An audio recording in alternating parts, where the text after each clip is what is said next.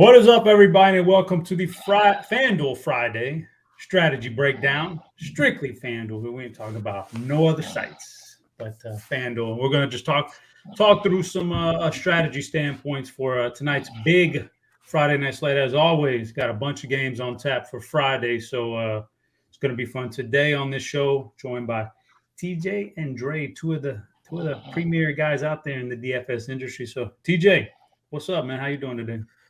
Doing very well. Excited to be talking some baseball. We got a crazy big slate today. Friday night one. We got a fun one.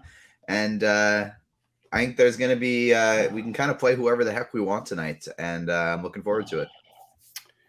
Little shout out to Blender there. Play whoever Yeah. you want to play, man. Dre, how you living these days, man? I'm living pretty good over here. I'm excited about this slate today. Actually, I think it's a really, really, really good one, and I love it because there's a lot of different ways you can go and get sneaky today, and end up coming on top.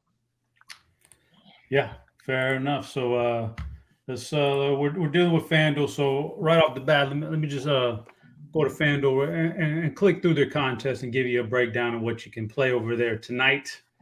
I happen to like the FanDuel stuff, I like it. So they give you a big one every night. You're going to get the monster tonight for $5.55 and 100K up top. So you only got to beat out 600 people for that one. That's not bad, man. If you're willing to spend that kind of money on an entry or two, I like that. And then you got the 30K up top in the things I like to max enter these ones right here. This one's I believe it's $5.55 today. 30K up top. Dealing with about 32,000 people in this one, but it gives you an opportunity to put in 150 if you're feeling spunky like that. I like that. And then of course you got a bunch of other little things you can play around with on the FanDuel site. So plenty of options for everybody out there. Whatever you choose, man. Single entry, 3 entry max, or 150. Give you a good chance to take home some good money on Friday night. So with that being said, let's fire up Lineup HQ. Let's look at some FanDuel only stuff here. Let's start off with some pitchers because this is the key to a good team is to figure out what pitcher you're going to play for a lot of different reasons. So start off with TJ on this one. Looking at some pitchers on FanDuel. So I got it sorted by some fantasy points right now, and it looks like a guy like Justin Verlander is up top, but he's going to draw a lot of ownership. Talk to me about some of these top options here you see on FanDuel and some of that ownership. Yeah, so like if you're playing single entry stuff, you're playing cash games, Verlander's the one you're kind of going to because he's going to be without a doubt the highest projected guy on any site you look at tonight. And he's looked good so far this year. Now he's playing Toronto, so with this high ownership, you can definitely get off of him in tournaments because we got a crazy amount of pitchers on this slate. Like this is the type of one that if we're going to see concentrated ownership on this slate, even though Verlander is an objectively very good play, he looks like he's the Justin Verlander of old again, coming off his long injury recovery. There's no pitcher tonight that's going to have probably more than a 10% chance of being optimal. Like you can absolutely get off the chalk on a slate this big. And so ways to do that, you got any fans of MLB The Show will know the name Michael Kopeck very well because he's always an absolute stud in that game. There's lots of cards you can get for him that he's a big velocity guy. And obviously he's got a bit cheaper of a price tag on DK. But even on FanDuel, 9,500, I still think he's got a high upside. Just you're going to want to check out, see if you can find any news on his pitch count, stuff like that. Hopefully maybe we can get him pushing something like 6 innings tonight. Outside of that, you got guys like Corey Kluber a little bit cheaper, Tariq Skubal a little bit cheaper. Freddie Peralta's up there as well, but he's playing Philadelphia and he hasn't quite looked quite as strong this year. It's really one of those cases that like if you want to get crazy with a cheaper pitcher tonight, like a Flexen or a Reed Detmers, guys who aren't very good, but they're in very strong matchups, I don't think I'd tell you not to tonight just because the only pitchers I'm kind of looking at and just squaring right off of my list, Patrick Corbin, Ross Stripling. That's pretty close to it. That is pretty darn close to it. Like Julio Arias, I think, as well. Because if you're playing 150 max tonight, like you just have a plethora of guys you go to. So I think the play on this one is really just going to be looking to ownership and finding the ways you can get different. Yeah. Okay.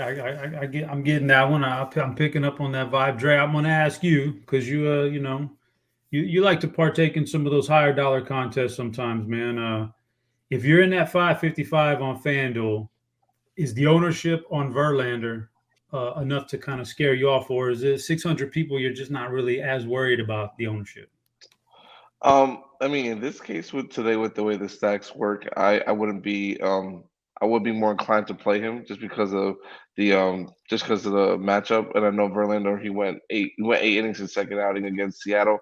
The matchup is concerning though against Toronto because they do, even though they do strike out a lot, they do also put the ball in play a good amount of times, and also can have that upside to have a big game against any pitcher. So me personally, if I'm running like 2 or 3 of those 555 lineups, I'll probably maybe run one with Verlander.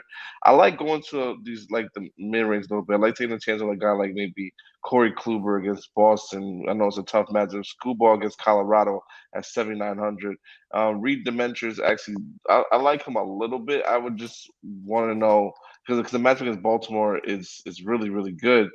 I just want to know how many, if he's going to be able to get to like 5 innings. If he gets to 5 innings instead of just the four, which is the most we've seen out of him so far this year, I think then I can get on him a little bit more.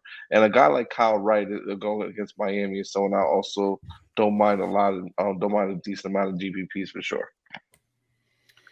All right, then. Are you a guy who jumps in?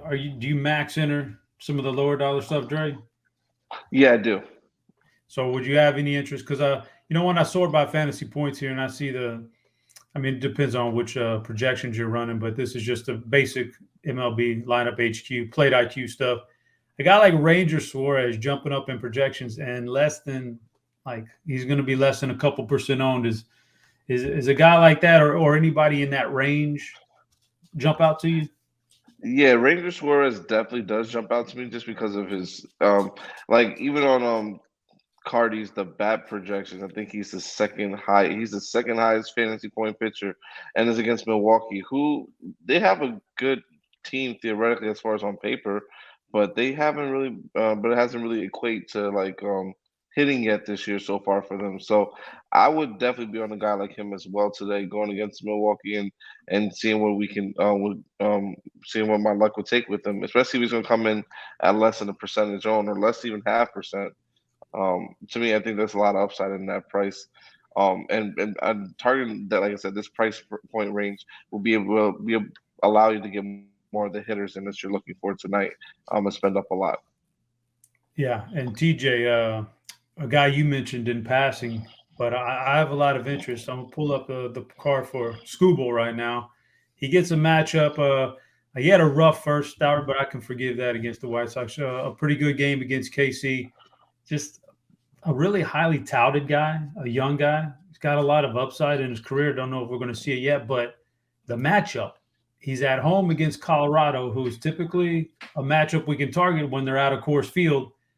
Jumps off to me is the ownership. It just doesn't seem to be picking up very much steam tonight on FanDuel, which I understand because you can only play one pitcher. But talk to me about Scooble. Can we still attack the Colorado offense away from Coors Field? Big time. And like we have Colorado outside of Coors Field. There's no Arenado anymore. There's no Story anymore. So what the heck would lefties possibly be afraid of other than CJ Cron? So I definitely think we can play Screwball tonight. I do think just because of the time we're recording this in the morning, our ownerships aren't going to be super spot on yet. I think they're going to adjust throughout the day. And I do think we're going to see a little higher ownership on Screwball. I do think we're going to see a little higher ownership on Detmers. If we don't, I'm going to be playing a lot of those two tonight. Because yes, they're risky, but they're great matchups. They're young guys with a lot of upside, with a lot of talent. Detmers is one of the strongest pitching prospects in baseball. And he hasn't had a good start yet, but that could definitely be coming. He's got the pedigree. So Screwball and Detmers both are a couple lefties that if the ownership doesn't adjust on them, I'm definitely going to be overweight on them tonight. And if I was playing 150, those would be two guys I think I'd be looking to get 15 to 20% of.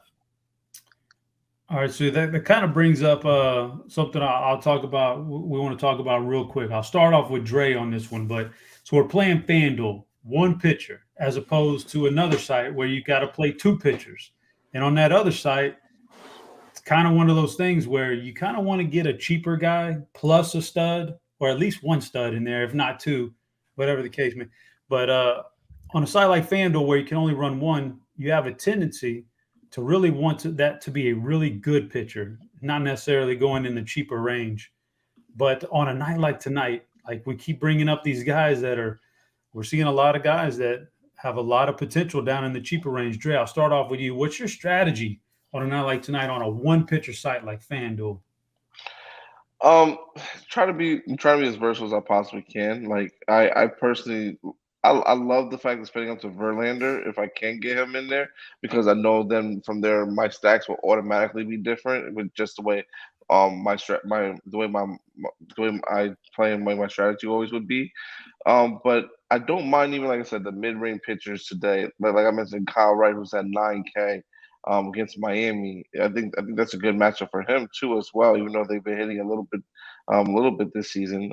Rangers score a 7-3. Like not going to the bottom bin, but like trying to get in the mid-range a little bit would be the best way for me. But I also don't mind being a little bit on or at the field, at least with the Verlander call, because Verlander has the most upside on this slate tonight, and you can get burned by not going with them.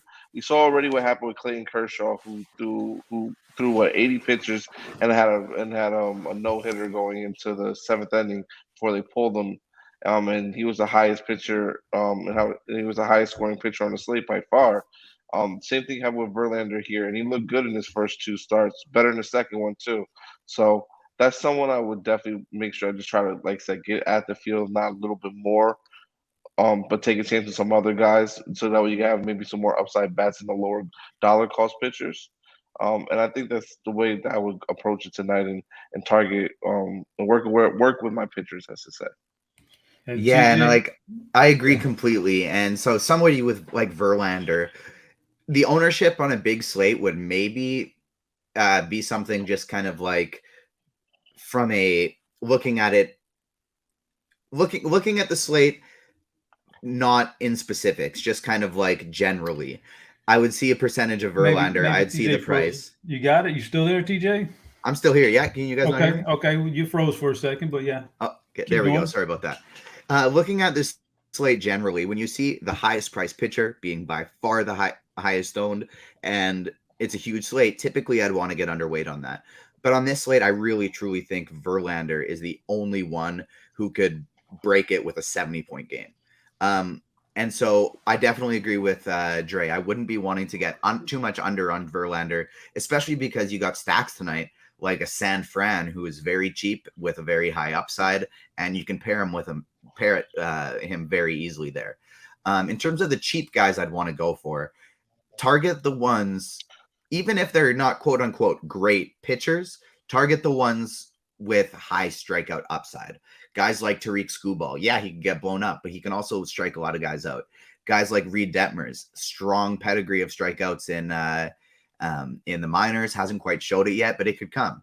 Somebody like Chris Flexen, typically I'd want to avoid because he's not a guy that strikes anybody out at all, but he's playing against a KC team that just seems like their entire lineup has a 30% strikeout rate. So due to that, that's somebody I could see some strikeout upside with again. But when you're targeting these cheap guys, especially when you're trying to get off of somebody like Verlander, who has a ton of strikeout upside, make sure it's okay to go risk reward. It's okay to target somebody who might get blown up. Just make sure that it's somebody that has high strikeout upside, as opposed to just somebody you're hoping get 5 innings of ground balls, because on a slate like this, that's not going to do it. Yeah, it's a very interesting night for a one pitcher site like FanDuel. You know, there's just on this kind of a slate with this size, you usually think you're going to run into a few studs, man. But really, there's just one. The Verlander is the big one, and after that, it could be a real crapshoot, and he's going to draw a lot of ownership. So it's really, really interesting. Now I want to talk about not necessarily individual players, because it's just way too early. We don't have any lineups yet. So let's talk about some stacks that we might like tonight. I'll start off first of all. Start off with TJ. Give me a couple of your favorite stacks in general. Then we'll talk about some ownership percentages. But a couple of your favorite stacks. So favorite stacks tonight, I think my top one would be San Fran. I really like them. Obviously, we got some pinch hit risk with guys like Austin Slater, who we're projecting to lead off. But they're playing Patrick Corbin. Patrick Corbin is not who he used to be. And you got guys in the lineup that you can just really center your stack around, like Darren Ruff, Wilmer Flores, who hit lefties very well. And you're not quite as worried about the pinch hit risk. And if you're stacking them, you got guys like Brandon Belt, who, because he's a lefty, he's not going to see any type of ownership, but you're kind of hoping Corbin's not lasting too long anyways, if you're stacking. So San Fran is my favorite. Second favorite for me, kind of including ownership and everything else, is the Dodgers. Dodgers are always a great stack to go to. And even when the team is picking up ownership, what I love about the Dodgers is the bottom half of the lineup is a top half on any other team, and no one ever plays them. So I love always getting overweight on the Dodgers, and tonight's going to be no different. TJ might have. You got it, TJ? Yeah. I mean, you guys keep losing me. This is weird. Sorry about that, guys. Just a little bit. It's all right. Dre, you got a couple stacks you like, and then we'll talk about some ownership numbers. Yeah, definitely. I like a little bit of Minnesota today. I see the Yankees are popular today. To me, this is my advice to everyone. I always say this is the strategy I've always been. Whenever the Yankees are popular, they always fail. They don't perform and don't do well. So I'm gonna probably be way in the field on them as much as I possibly can today. Minnesota, someone I like a lot today. San Francisco, Washington. Even I could take a stab at them on the other side. The Dodgers. I'm gonna pretty much target like some of the high upside stacks today, and just hope that they can go off. And I like a little bit of KC today, just because it's flexing. But that's the main stacks I'm really looking at today and targeting, and just hoping that they pay off for me today. Okay, you mentioned the team I was going to bring up. I want to go to lineup HQ, and like TJ said earlier, the ownership numbers they're gonna get more accurate closer to game time. So we're just kind of looking at it early in the morning, but I can see it. I can see the Yankees being the most popular stack today, and our ownership percentage right now is telling you that. TJ, you got a team that's just they're in such a smash spot, and then you see the ownership is so high. How do you handle the Yankees stacks today? Yeah, I'm gonna be way under the field, just like Dre. They've been popular all year. They've been disappointing all year. Even their high upside guys are high strikeout guys. So anytime they're popular, you can get out on them, and I'm gonna be doing the same thing. Where the others are getting lots of Yankees, I'm gonna be getting lots of Dodgers. Okay, fair enough.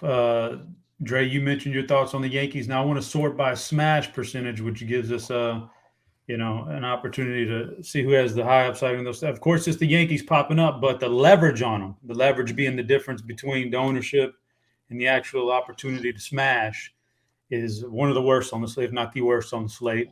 And then you go to a team that has a pretty good matchup, the Chicago White Sox against Ober, and high ownership. The leverage evens out a little bit. Dre, what do you think about the White Sox tonight? I actually like them today, too, as well. I didn't get a chance to mention them, but they're another stack that I do like a lot tonight.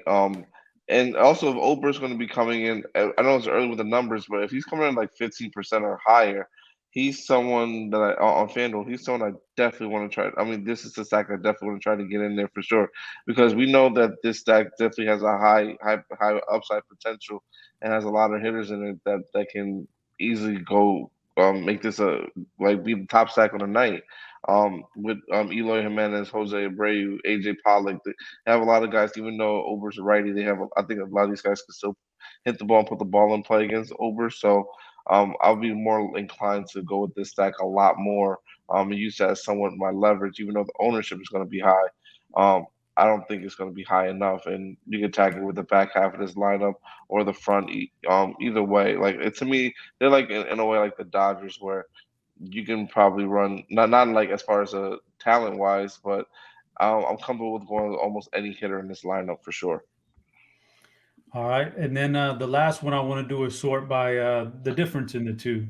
It gives you a chance to pick up on some lower owned stacks that have a chance to explode. And now we've talked about Detmers being a pretty good high prospect pitcher, pretty good guy, but we're getting some real big leverage on Baltimore here. So I'll ask both of you guys about some of these leverage spots. Baltimore, Detroit at home against Cinzentala. They're getting some pretty good leverage here. What do you think about these or any other of the higher leverage spots? I'll start with you, TJ, like Baltimore, Detroit, or anybody else that you're just super high leverage that you're willing to take a shot in on that 150 max? So from a leverage standpoint, because I don't think we're going to see any pitchers picking up big ownership other than Verlander, the one I'd be interested in getting a few Toronto stacks just in case they hit some homers off of them, and just getting very different than the field there. But these Baltimore, Detroit, they're not really doing it for me today. Some under-owned stacks that I think I'm looking to get over the field on would be Atlanta playing against Miami. Miami's out of their home park, and they're getting a park. They're getting a park upgrade there for hitting. So I'd like Atlanta, as well as the Mets. The Mets are a high upside offense, and no one wants to play them this year.